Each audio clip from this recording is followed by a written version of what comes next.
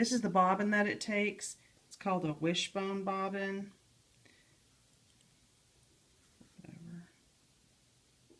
And I'm going to show you how to thread it and show you how to thread the machine. Will you hold this for me? Thank you. All right, so,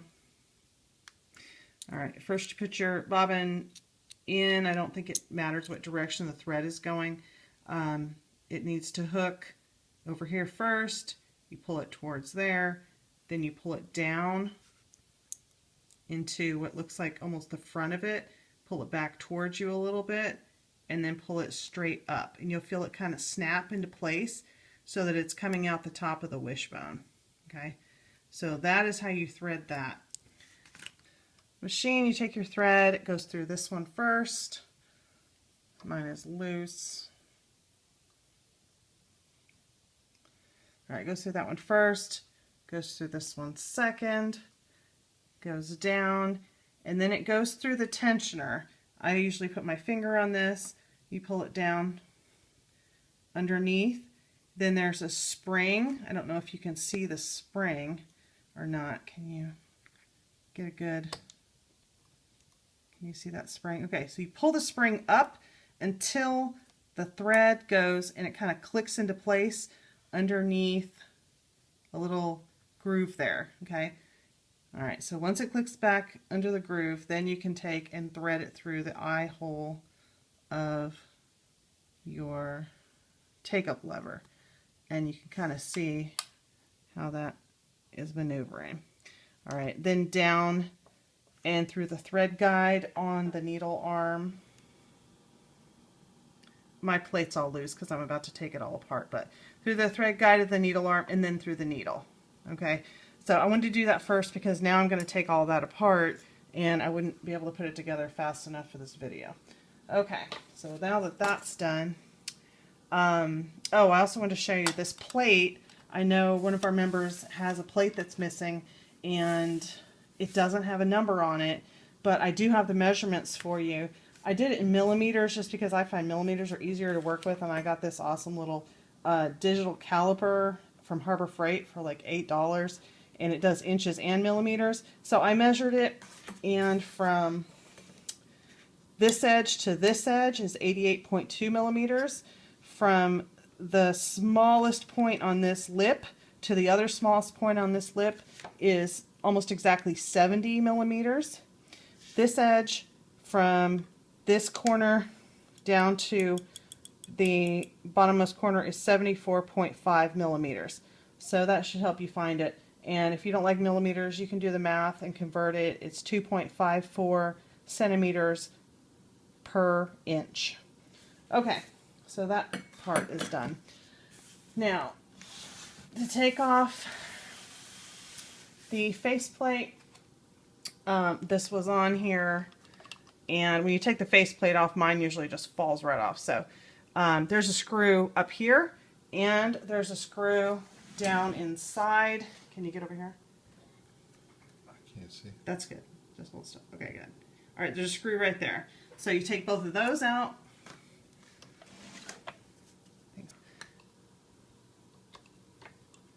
So you take that screw out, and the whole faceplate is going to come off. It slides out that way. This will come off. It slides out. Okay, so this, I don't know what it's called, arm lever, is going to be loose. It's either going to fall out, or it's going to be hanging on here, or it's going to be hanging on here. All right, because this is how it goes. When you put it back together, I found it's easiest to put it on here, all right, and let it hang. The way all these are supposed to work, if your machine is totally frozen up, everything that's supposed to happen is this is supposed to slide. I've got it locked in place. So this is supposed to slide up and down, and you can push it over and lock it in place. That's your pressure. Your, let me see, take the pressure off. Your presser foot shaft is supposed to slide up and down easily. Okay, your lever over here is supposed to rock back and forth easily. Your needle bar is supposed to be able to slide all the way up and all the way down easily. This is the tension tightness on the other side, and this lever slides up and down on that screw right there. Okay. All right, so that's all the moving parts in the faceplate. Okay, let's look at the bottom. This lever swings out and up a little bit. It's going to have a box on it. I took the box off, but the box that's on it has 3 screws, a screw up here, a screw down here, and then a screw on this side over here. Now, this one and this one are the same size screw. The one over on this side is a smaller screw. Okay, so you should be able to take that off, that box off. You have to pull that lever up. Take that box off, and you'll see all your, I don't know, electrical mechanism things. This is the variable speed control. This lever is what makes the machine turn on and off. And this lever would normally, the machine would be up, the lever would be pointing down, and you would press your knee against it. So as you press your knee against it, it rotates here. Let me turn the machine so it's easier to see. All right, so this lever rotates, it pulls on this pulley system thing with this wax-coated cord. All right, so it pulls that. It pulls that, and it pulls this up and out. Another thing it does, I don't know if you can see, when this lever goes, it presses against, it makes these 3 pieces, 2 or 3 pieces of leather press against these little copper clips that have the black dots on them. The first time, when you do it gently, it makes that first contact up here hit the second contact. That makes it turn on like a slower mode. If you push it farther, it makes the second contact hit the third contact, and that puts it into full speed. All right, so that is your speed control right there. And I did have to do a little adjusting. I pulled one down and pressed it up and everything to get it to adjust correctly. If your machine's locked up and your hand wheel will not turn, oh, by the way, this machine, you turn the hand wheel away from you. So clockwise is how this machine rolls, okay? And if we can start here and see how each gear goes as it turns, okay? So that cam slides in and out and that shaft goes around. This one slides or rocks back and forth as the hand wheel turns, okay? And then over here, this part goes like that, and this goes, and that shaft goes up and down, so this whole thing rocks, okay? And then up here, this part cranks, and this part over here cranks, okay? Now the bobbin case, I think the race, I think it's called, or whatever that mechanism is over there, turns only in one direction. It doesn't, our newer ones, they oscillate back and forth, but this one just goes in one direction. Okay, it just keeps spinning. All right, and it also, the feed dogs, you can see they're moving. And this lever right here controls, I believe, the feed dog movement. So this one right here. All right. Okay, we're going to get to the motor now. First thing is take your 2 screws out from down below here, and then you can look and flip the motor over. Now, I used a regular extension cord, and I just plugged this in to that, just like that. And then I used my knee pedal and pressed it, and the motor came on, so I was lucky. But if you need to, you can unscrew these 2 screws, and this black plate will come off. I took it off just because. It'll come off, and you'll see all your wires. If you have to take the wires off, put different colored threads around each wire. All right, and then make a diagram as to what colors are going onto what posts. And I believe there was four posts inside. All right, so you want to make sure you put it back the way it was.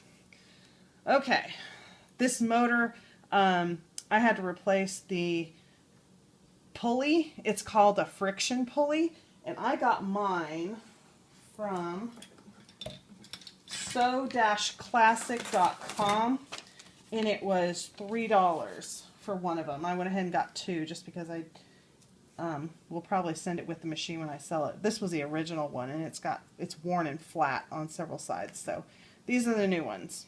In another video I'm going to do, I will take a motor apart and show you, but this one, these little black things, they unscrew, and these are called oil cups or grease cups, and they have a wick inside that holds oil. So you pretty much fill up this little cup with oil and then put it up in here and screw it back on, and that keeps the shaft in here lubricated, and they're on both sides. Okay, this right here, these are the carbon brushes. If you were to unscrew this, a little spring would pop out. If you pulled it out, you would see a long sliver of carbon, and that's what presses against the commutators, I believe they're called, that makes the motor run. Okay, so another part that we need to show quickly is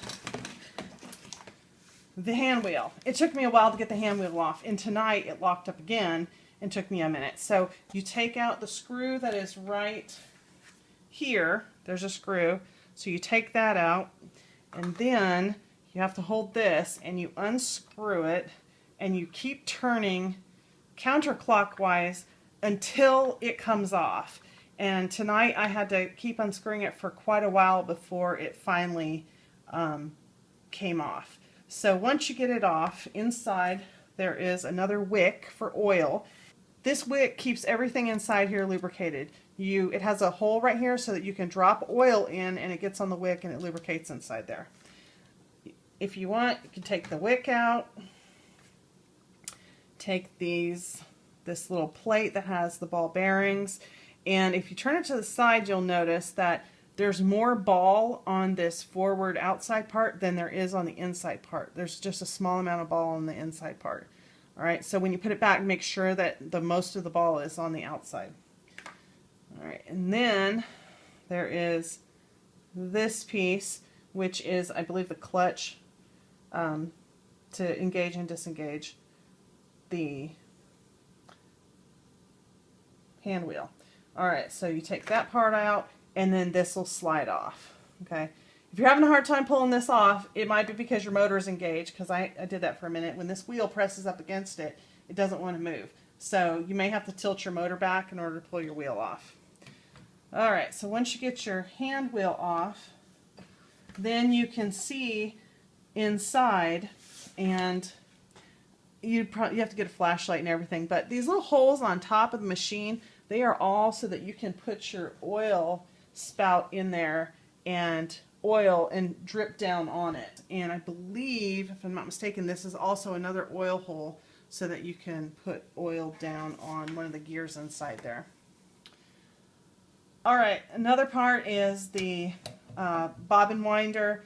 This arm moves back and forth, and it's got a spring that makes it spring loaded. Okay. This lever moves up and down, of course, and it also twists so that you can adjust how long your stitch is. Okay. And this is the thread guide to wind the bobbin. And I think that's about it. If I've left anything off, let me know, and I will try to make another video for you. Or if there's a part that you need more information on, just let me know. That's it. Thanks. Bye.